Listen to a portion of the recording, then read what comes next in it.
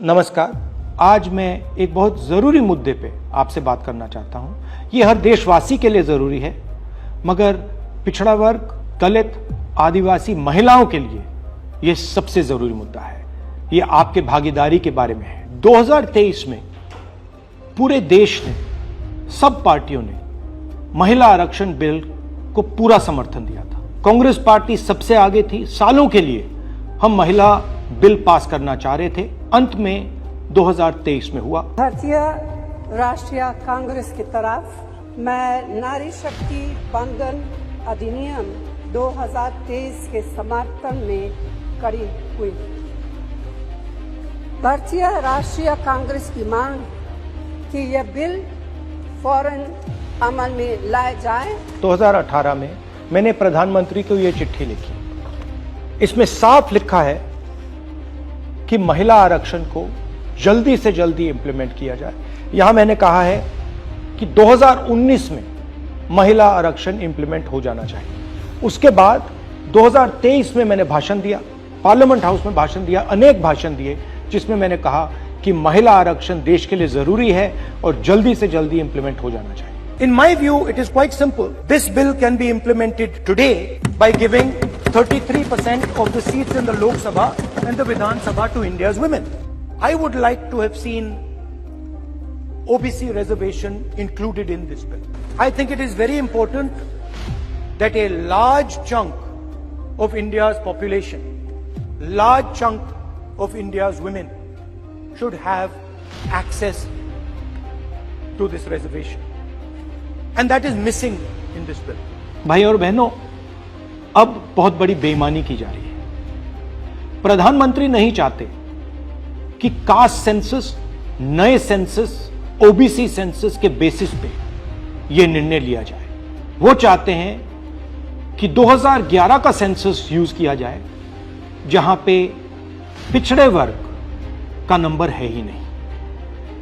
वो आपकी जो भागीदारी है उसको आपसे छीनना चाहते हैं। हमारा कहना है नया सेंसस चालू हो गया है, आप कह रहे हो कि ओबीसी सेंसस आप कर रहे हो, तो उस सेंसस का प्रयोग करके आप महिला बिल क्यों नहीं पास कर रहे हो? हमारा जो विजन है एक बिल्कुल नया डेवलपमेंट का, विकास का पैराडाइम हम कास्ट सेंसस के माध्यम से लाना चाहते हैं। और हम सेंट्रल सवाल पूछ रहे हैं कि चाहे ओबीसीज हों, दलित्स हों, आदिवासी हों, उनकी देश में कितनी भागीदारी है। नरेंद्र मोदी, आरएसएस और बीजेपी घबरा गए हैं क्योंकि कास्ट सेंसस का डेटा आना शुरू हो गया है और उनको मालूम पड़ रहा है कि पिछड़ों की देश में सचमुच कितनी आबादी है। वो नहीं चाहते कि आपको अपनी सच्ची आबादी के बेसिस पर भागीदारी मिले। ये सिर्फ पिछड़े वर्ग के खिलाफ नहीं है,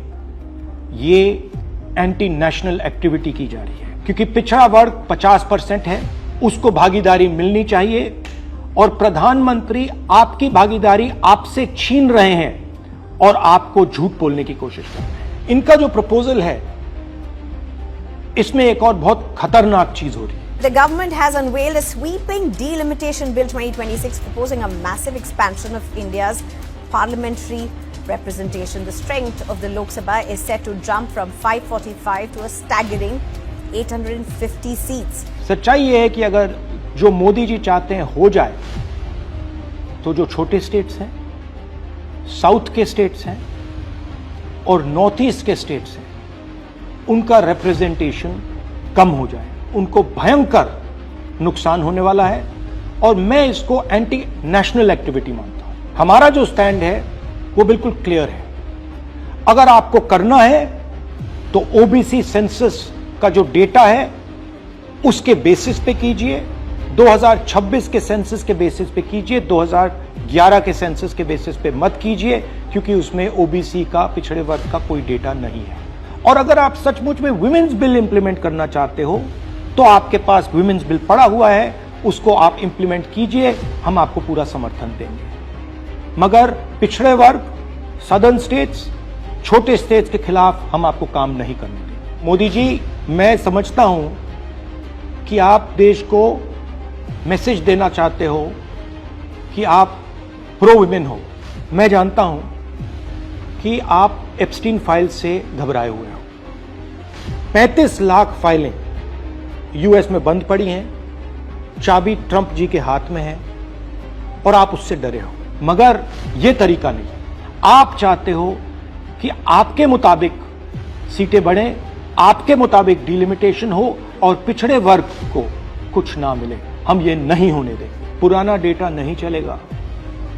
2026 का सेंसस का डेटा ही चलेगा। हम आपको पिछड़े वर्ग से चोरी नहीं करने देंगे। हिस्सा चोरी बंद करो। पिछड़ा वर्ग, दलित, आदिवासियों को उनका हक दो।